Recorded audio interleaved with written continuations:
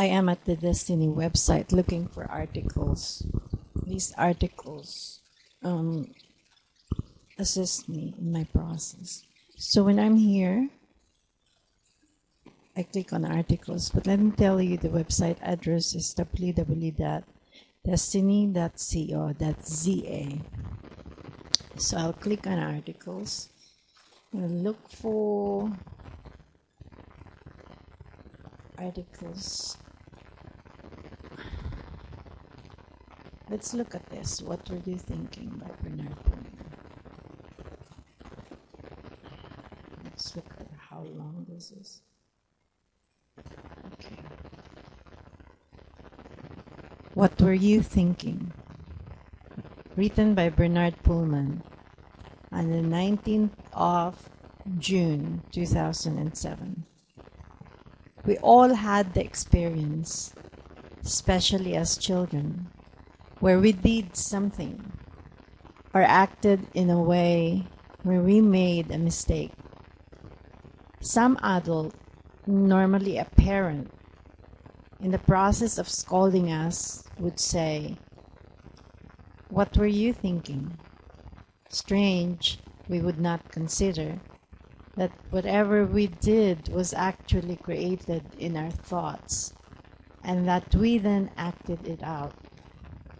Interesting is that when you make this statement in Afrikaans, it goes, "What et jou beseel." Directly translated, it says, "What have you sold?"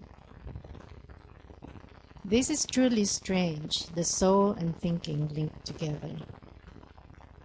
What is thinking? It seems to be a place where we have our own counsel.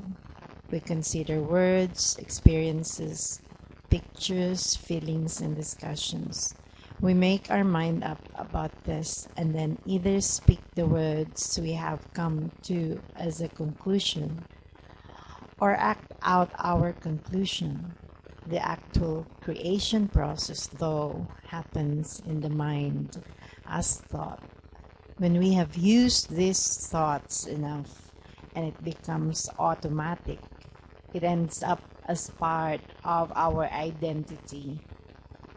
Our identity is our unique characteristic we will call eventually our personality.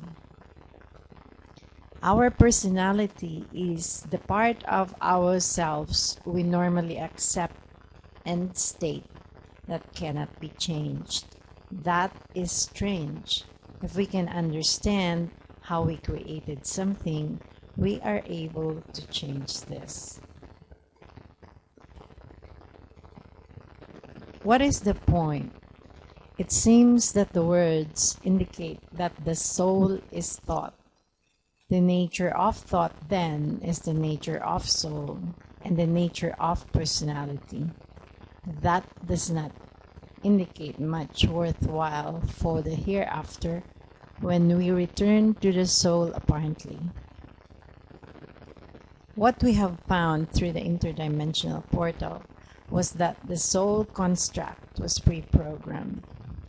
That means that the nature of our thoughts, our personality, and experience in this world was pre-programmed before birth.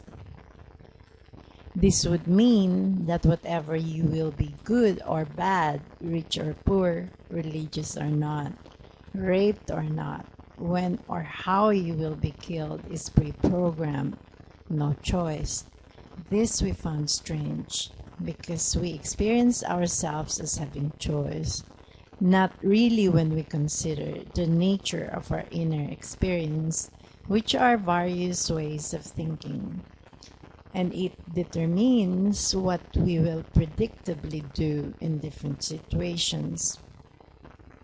Very few beings have ever overcome this. In fact, we found that virtually all human beings believe that thinking is an indication that they are alive. Strange, no one considers the obvious choice. Stop thinking for a day, a week, and find out if you die. find out what is thinking.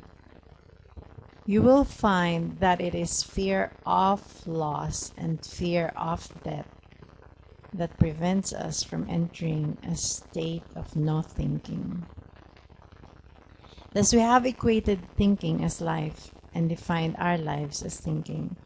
This has irrationally become a part of the nature of thinking and our definition of life. It is as if our thoughts confirm that we are alive in some way. But consider your thoughts for a day, then a week, and then a month. Honestly write them down. All your observations and thoughts about everyone in your life, your fears and denials. That means the thoughts that appear, but you refuse to have them and suppress them. Look at all your thoughts. You will be surprised. No thought is really ever beneficial for all of mankind. You are always the center of your thoughts and always right. One of the few cases where you become the ultimate victim is when you fall in love and shift this center of importance in your thoughts to another being. Automatically, you must eventually return to yourself and evict the thoughts of another from your mind, which happens when relationship ends. The best way normally used is justification by falling in love with another. Replace the one center of attention with another and use that as an excuse. I no longer love you or I love another. Never self in the true sense.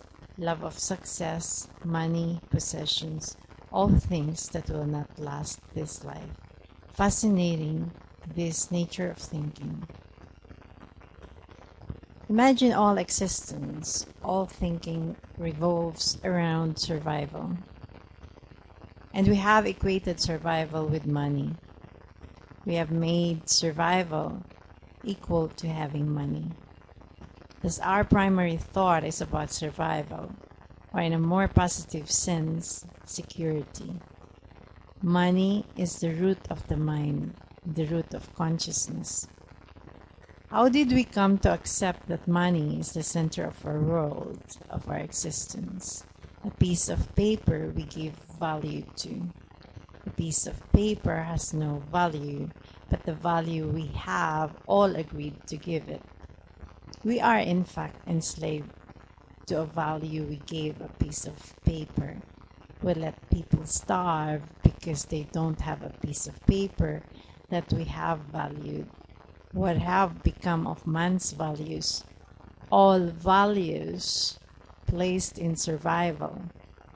This survival based on a piece of paper called money.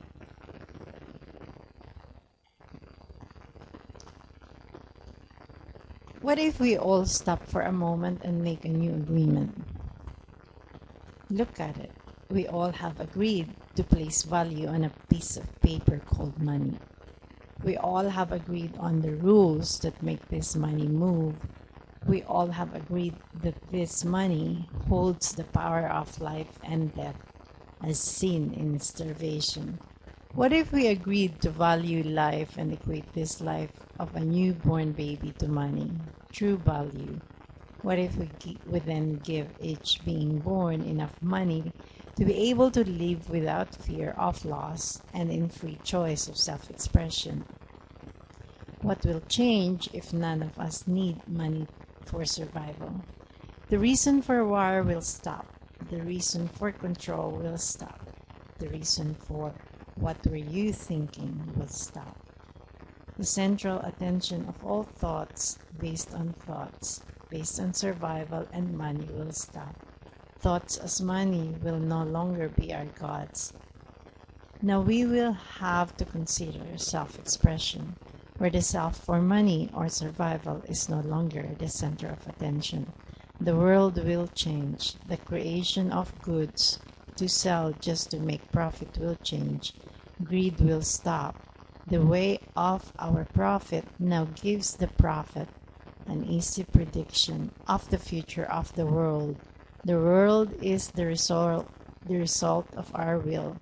The world is the result of the value we place in the words through our thoughts. Our thoughts are our inner reality that shows our real truths, our real fears and desires. Look, it is all based in some way on money. We have the power to change this. We have the power to change the value of money. We have the power to value life and creation. We will have to. Any prophet can see that profit is destroying existence. How long before it will have an effect on every household? The same pattern as in nature with extinction will emerge as man extinct man's self through the value placed on thoughts and money. Soon we will be forced to reconsider existence, choice, and value. We will be ready to give up what and where we have placed the value in. Please visit www.destiny.co.za.